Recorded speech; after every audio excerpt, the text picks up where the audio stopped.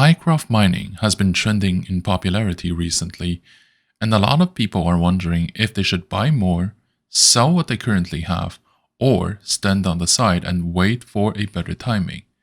As the market is very volatile, especially for growth stocks at the moment, we should always be careful about which stocks to pick, as well as the exposure and the timing of our positions.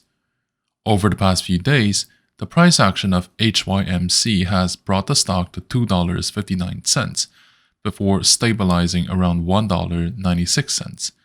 The short-term price trend of Hycroft mining has been bullish. The market has demonstrated its willingness to push the stock price of Hycroft at a higher pace, so far I would say that this tendency is more than alive and well. When we look at the long-term price trend of Hycroft mining, it has also been bullish. The stock is now making new highs with very little retracements, and each time the previous resistance became the new support. This demonstrates the fact that the stock is having a very bullish momentum, and it's very positive for the shareholders for both the short and medium term. Now, let's also take a look at the technicals of the stock. The trading volume of Hycroft mining has recently been 24 million shares, compared to the average volume of 94 million shares. Over the previous 52-week period, its price fluctuated between 28 cents and $4.37. The market cap of Hycroft mining is currently at $434 million, compared to the enterprise value of $186 million. The difference between the market cap and the enterprise value is the premium or discount the financial market allocates to the company, based on the fundamentals, the leverage, and asset composition. The enterprise value is combined value of the company's assets if the debts are paid off. If the company has a lot of debts or has a negative image, the assets value as well as the market cap may be impaired. With that being said, at the end of the day, it remains an estimation of the market every time it publishes its financial statements. Therefore, it's usually less reactive than the market cap and often more lenient as well. One key element to note regarding the enterprise value is that for many growth-type companies, one of the most significant assets they own is called a goodwill.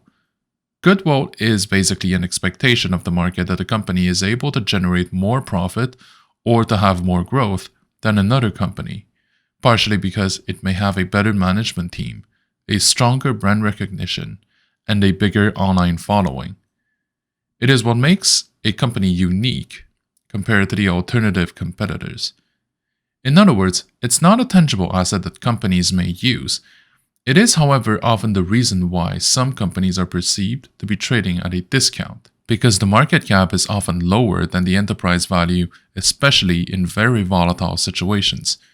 If the company goes to liquidation, the goodwill would be gone, and the shareholders, along with the bondholders, would be left potentially with far less assets than what we currently see on the balance sheet.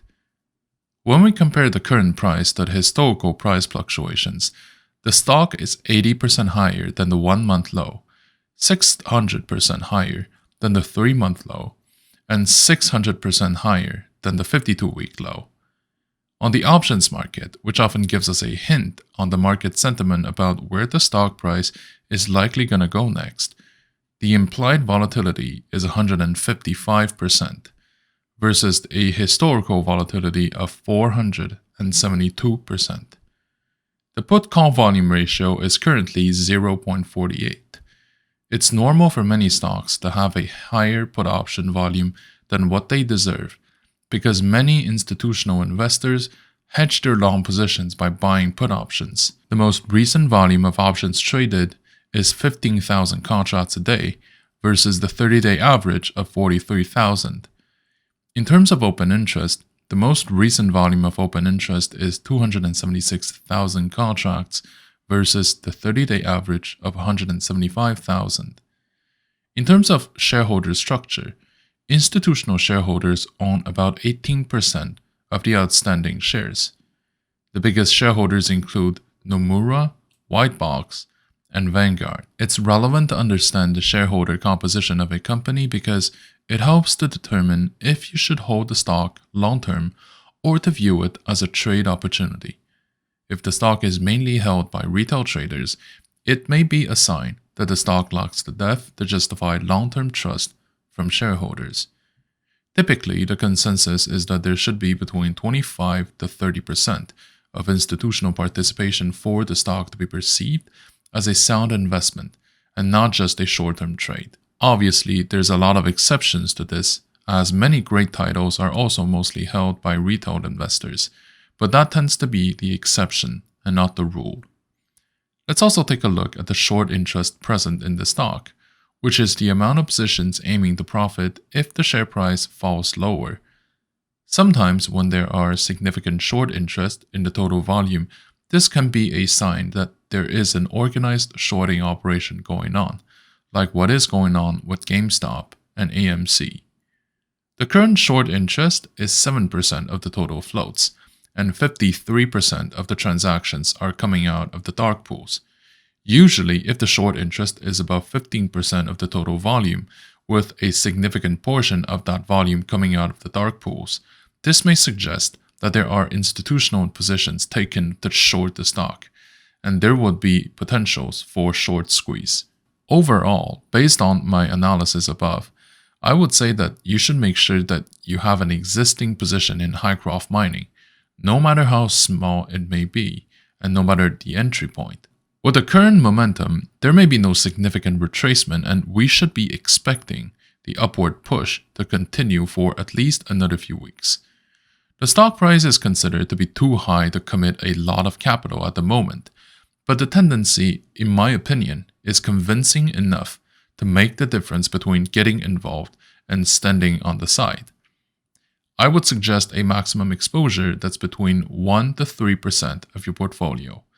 I would also recommend to split your allocation in batches of 10% at a time so that you may have the opportunity to purchase more if it retraces.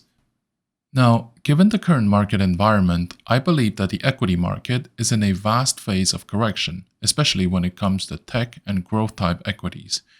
The financial market has been living and breathing thanks to the continuous creation of new capital with different waves of quantitative easings, which will have consequences on the price of assets as well as their yields. With the interest rates kept relatively low over the years and the increase of amount of capital in circulation, this will keep putting significant pressure on the profit that we can expect in investment products across the board.